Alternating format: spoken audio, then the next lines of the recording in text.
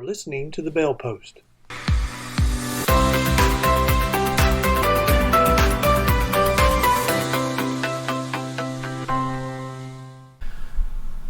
Welcome to the final episode of Season 2 of the Bail Post. And today we're going to talk litigation. We're going to talk about a lawsuit called Russell versus Harris County. And to kind of set that in the scheme of litigation that's been taking place on bail reform, criminal justice reform in the state of Texas, let me just kind of put this in context. So this litigation all started in Harris County with a lawsuit called O'Donnell versus Harris County. In that case, the plaintiff sued the misdemeanor judges, alleging that they were violating due process and equal protection because they were not allowing people to talk during arraignment hearings. They were not allowed to say, hey, you've got a bail schedule, but I can't afford that, and so I need a lower amount. And so they filed suit against the misdemeanor judges, the county, and the sheriff. The trial court, Judge Lee Rosenthal, found that the judges in setting a bail schedule were not acting as state actors in setting bail, but instead were acting as county policymakers.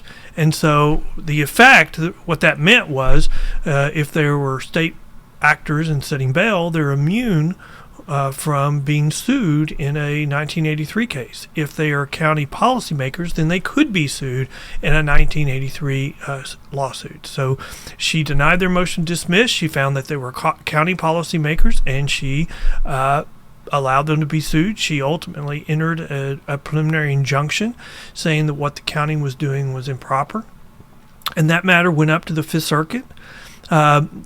Ultimately, the injunction she entered was reversed, but her findings on several procedural issues, including abstention, were affirmed. She denied a dismissal on abstention.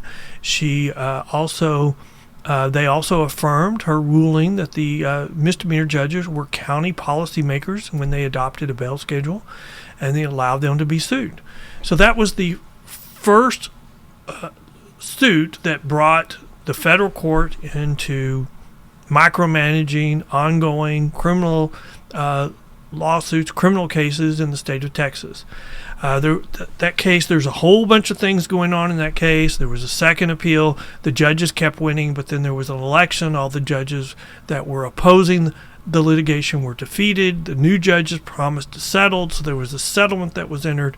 All that is irrelevant for today. So the first lawsuit was O'Donnell versus Harris County. The important rulings were no dismissal as to abstention, which abstention is the doctrine that says, hey, there are procedures in place at the state level that allow them to address this. So we're going to abstain from addressing this litigation until we allow the state to address it. And so it's really just we don't go forward, we allow the state to handle it. And so you would consider that the O'Donnell case was a success for the plaintiffs. They considered it a success because after O'Donnell, or while O'Donnell was pending, they filed other cases as well. They filed the Daves versus Dallas County case in Dallas County, where they sought to extend the ruling in the O'Donnell case, and because they filed suit against both the misdemeanor judges and the felony judges, and so they wanted to extend that ruling to both felony and misdemeanors, whereas in the O'Donnell case it was only misdemeanors. They also filed suit in Galveston in Booth versus Galveston County, and then sometime later they filed suit in Harris County in Russell versus Harris County. In that case, they originally only sued the sheriff and Harris County. The Russell case was filed on January 21, 2019. At that time, the plaintiffs were feeling pretty full of themselves. Civil Rights Corps had filed all these different cases, and they had gotten rulings in their favor, they considered, on the O'Donnell case, even though the ultimate case was reversed.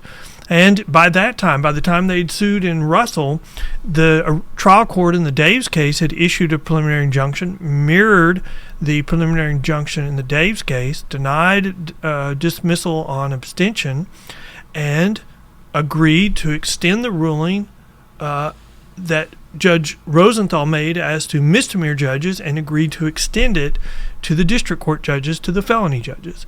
And so when this lawsuit in Russell was filed on January 21, 2019, they thought it was going to be a pretty successful case. They were going to be able to, again, extend the ruling from the misdemeanor judges to the felony judges. And right off the bat, since they only sued the county and the sheriff, who were allies of theirs, in my opinion, on the O'Donnell case, they agreed to stay it while they were trying to enter into negotiations to settle it. They were really negotiating with people who were in agreement with them politically.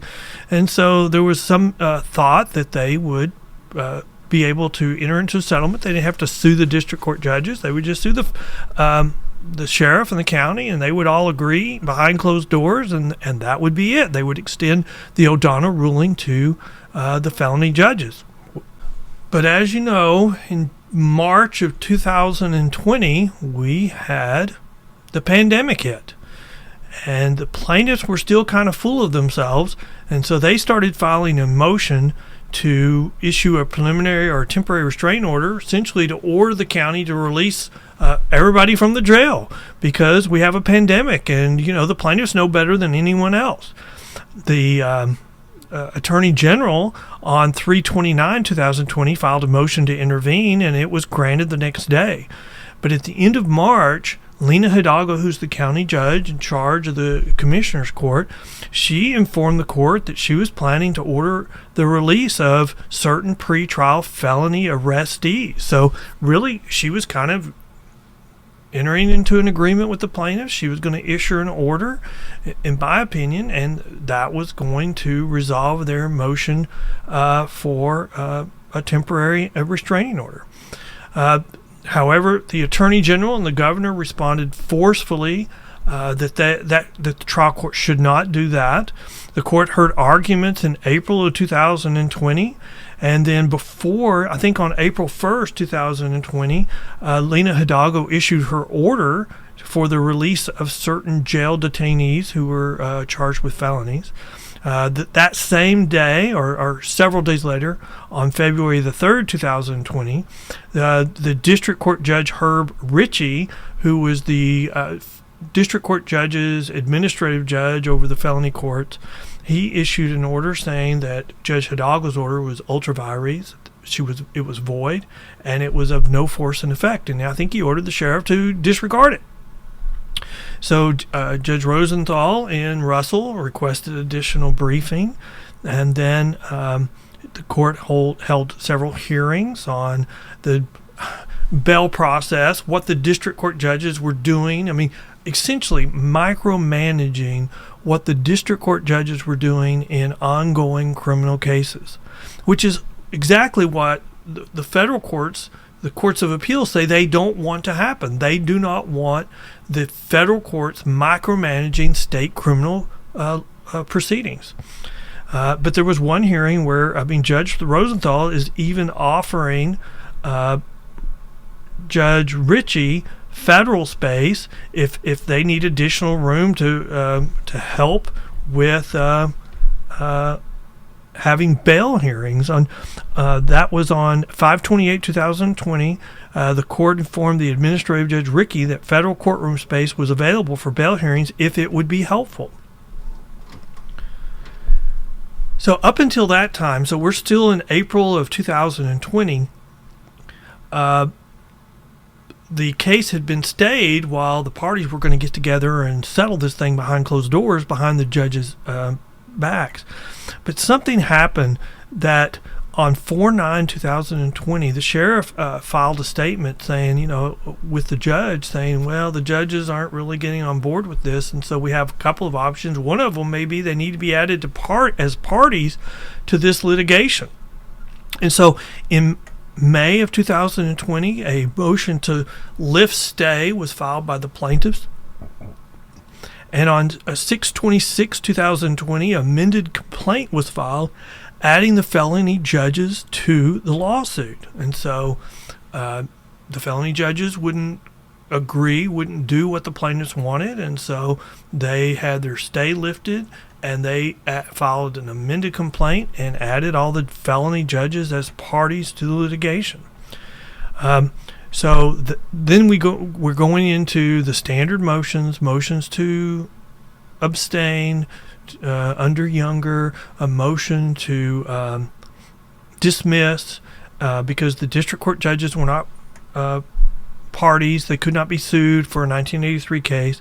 And Judge Rosenthal denied the motions to dismiss, denied a request for dismissal on abstention, and that order was entered on 11/10/2020. That same day, the district court judges filed a notice of appeal to the Fifth Circuit because these are all jurisdictional issues. These are things that allow for an immediate appeal, an interlocutory appeal, whatever you want to call it. We would probably call it an interlocutory appeal at the state level, but I think it's just an immediate appeal at the Fifth Circuit. And then things start going. Other things start happening at this point in time. So after the judges filed their notice of appeal, like a month and a half later, the Fifth Circuit issued its first opinion in the Daves case. It was the panel opinion, and that's the first opinion where it said we've been asked to extend Judge Rosenthal's ruling in in O'Donnell regarding the misdemeanor judges to the felony judges, and they said no. The district court judges are state actors when they set bail. And then the court said, if we were asked the question without knowing that O'Donnell had been affirmed, we would have probably come to a different conclusion on O'Donnell on the issue of the misdemeanor judges. But since we have O'Donnell, we are compelled to follow it, and so we will follow that. Well, that's a signal in the appellate world for the parties to file a motion for rehearing en banc to all the judges. That's the way you get a previous opinion by the court reversed, and that's what's happened. Well, within weeks after the panel opinion was released on January 15th, 2021, there was a status conference in the Russell case, and there was a discussion about the efforts that were being sought and whether the efforts to try to reach an agreement to dismiss the felony district court judges from the case based upon the Daves panel opinion. On 1/20/2021, so 5 days later, there was a motion to dismiss the felony judges by the plaintiffs. And then on 1/27/2021, there was a motion by the judges asking Judge Rosenthal to vacate her order and memorandum opinion that denied their motion to dismiss. And she, on 2/8/2021, she vacated her previous ruling. And you would think, okay, well, that would be it for the Russell case. But, I think if you look at the timeline, you can see that the judges were added to the case because they would not agree to what the plaintiffs wanted in their motion for temporary injunction or temporary restraining order to have everybody released during the pandemic. And so since now they've been dismissed from the case, so they were brought in because they wouldn't cooperate, and they were dismissed because of the panel decision in Daves versus Dallas County.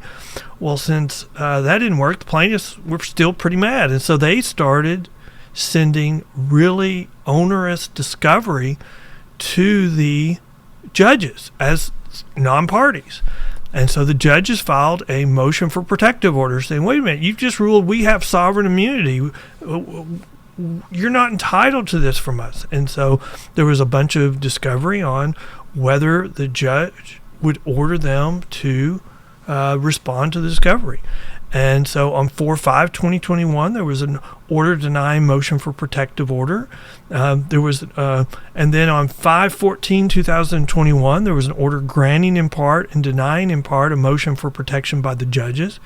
The judges immediately on 5/17/2021, 3 days later, filed a motion, a notice of appeal, and they filed a motion to stay. And so you can see that Judge Rosenthal is starting to get a little bit uncomfortable with what she's doing, because on 6/25/2021, she granted the stay. She'd been asked to stay previous rulings, and I think she had always denied the motion to stay, no matter what it was, until now. This is kind of the first ruling that she stayed where she's been asked to in the O'Donnell case, now in the Russell case. But I would point out that in the last appeal of the O'Donnell case, she wouldn't grant a stay, so they went to the Fifth Circuit and asked for a stay from the Fifth Circuit, and the Fifth Circuit granted one, saying that there was a high likelihood that the judges would win their appeal, and so they stayed Judge Rosenthal's order, and then we had the election. So I think she was starting to feel some pressure at the Fifth Circuit.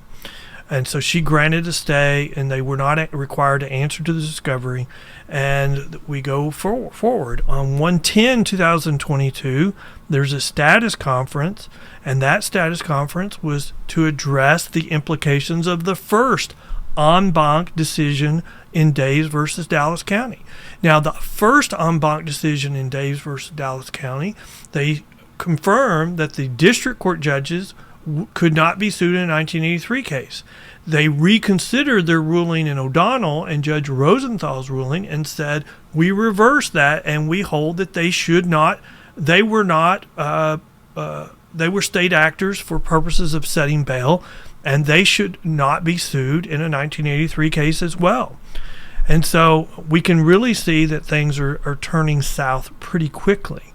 And then the case is going forward on 11/3/2022, the Fifth Circuit issues an opinion in the appeal of the discovery fight, and they reversed Judge Rosenthal's ruling that the felony judges are not governed by sovereign immunity for purposes of submitting to discovery. And then on 3/31/2023, there's a conference to discuss the impact of the Fifth Circuit's second en banc opinion. And the second en banc opinion was very painful for Judge Rosenthal because the two issues that were addressed there were the issue of mootness and the issue of abstention. On the issue of abstention, I've always found it interesting that the trial court in the Daves case didn't use a different analysis. Because if you think about it, once you take the judges out of the case and you say, okay, they cannot be sued in a 1983 case, well then the parties who are doing the act that you are alleging is improper cannot be parties. And so why would you say that you can go around them and in effect sue them anyway by just suing the county and the sheriff? It seems like that once removed process would make abstention even more important and more appealing to apply. So the Fifth Circuit in their second en banc opinion said younger abstention applies, and both O'Donnell and Daves should have never been filed in federal court. And they dismissed Daves.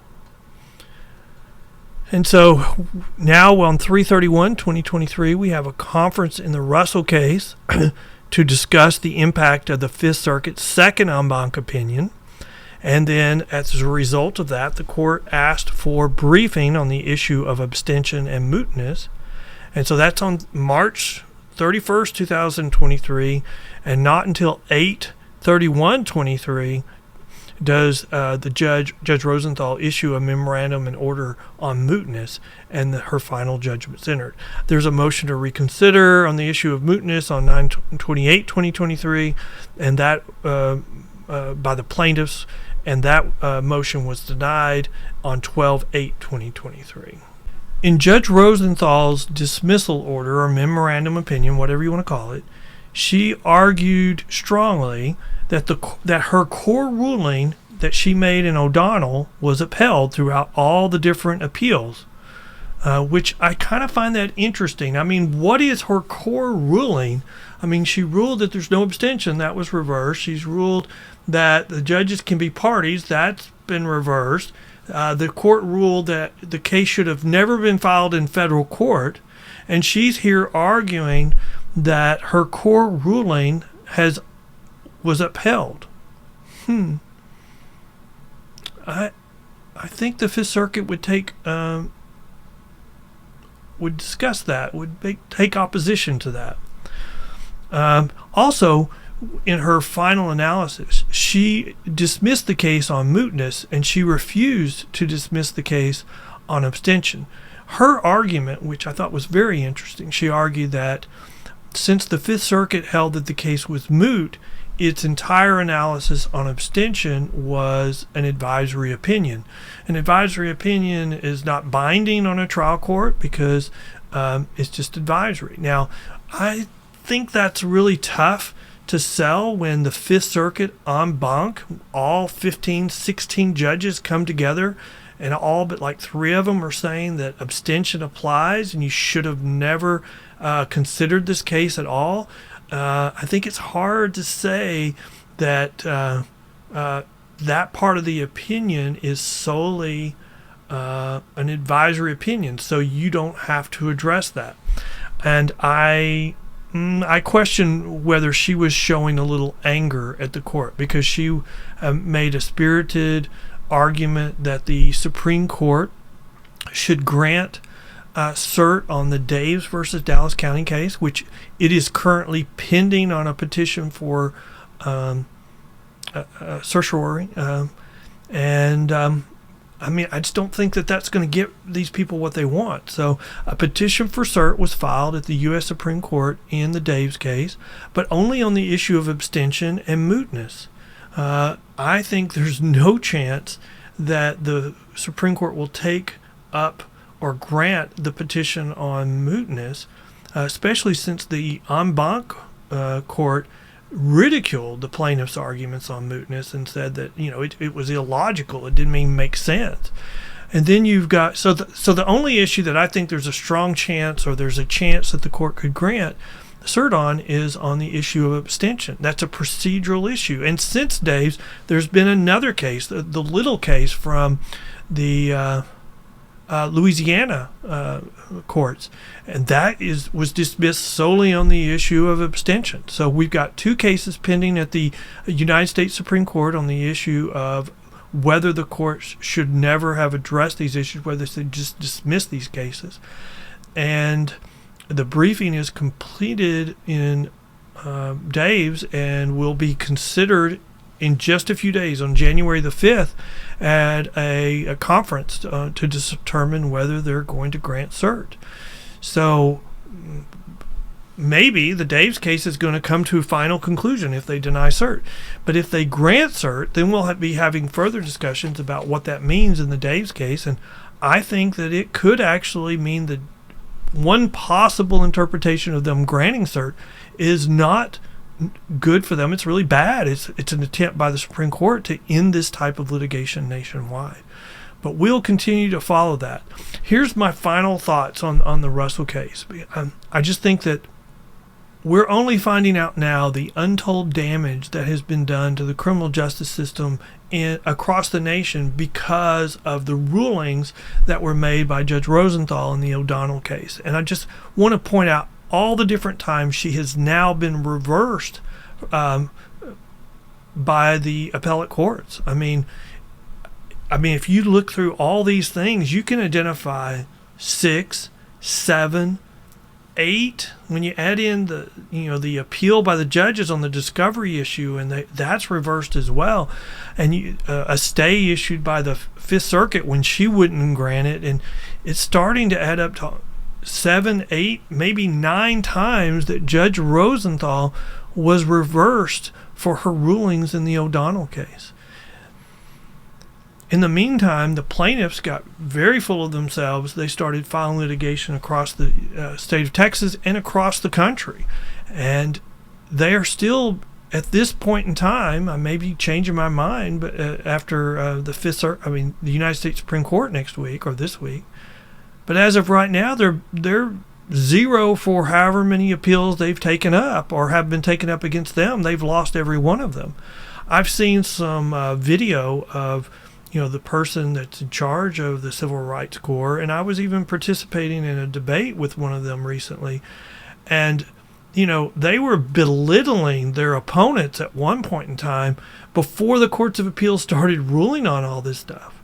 And in the Calhoun versus Georgia case, the guy behind Civil Rights Corps is on video just belittling people who opposed what he's arguing and what he was seeking, and even arguing, belittling the bail industry for going out and spending money and filing an amicus brief. The only problem is he was reversed. So the decision that he was advocating did not stand. And even during the debate that I had with a representative of civil rights court, they were still arguing then that the Constitution, the federal Constitution, the state's Constitution required A, B, C. And I would point out, well, wait a minute. Sanchez versus Alabama reversed A. Days versus Dallas County reversed B. C, you didn't even appeal Booth versus Galveston when it was dismissed. And so there's no case that supports what you're saying. In fact, the arguments that you're making in our debate and the arguments that you make have all been reversed. And yet here you are still making the same arguments without any recognition that your positions have been overturned. And I kind of think that's where we are. That explains what's going on. We've got an activist law firm who's going out and raising money. And here they are now trying to show that they're still should be given millions of dollars because they're raising a procedural issue with the U.S. Supreme Court, which could actually pull the rug out from under them and prevent them from filing this litigation again. Just imagine if they'd taken this millions and millions of dollars that they raised and actually used it to try to help people. How much better off we'd be instead of where we are. I hope you had a good 2023. I hope nothing but good for you in 2024. I hope we find ways to actually increase public safety. The arguments being made by Civil Rights Court will not increase public safety. It's not even intended to. It's intended to get them more funds so that they can make more of these silly arguments that they keep losing. So, thank you for listening to the Bell Post. Thank you for listening, and come back for the next episode of the Bell Post.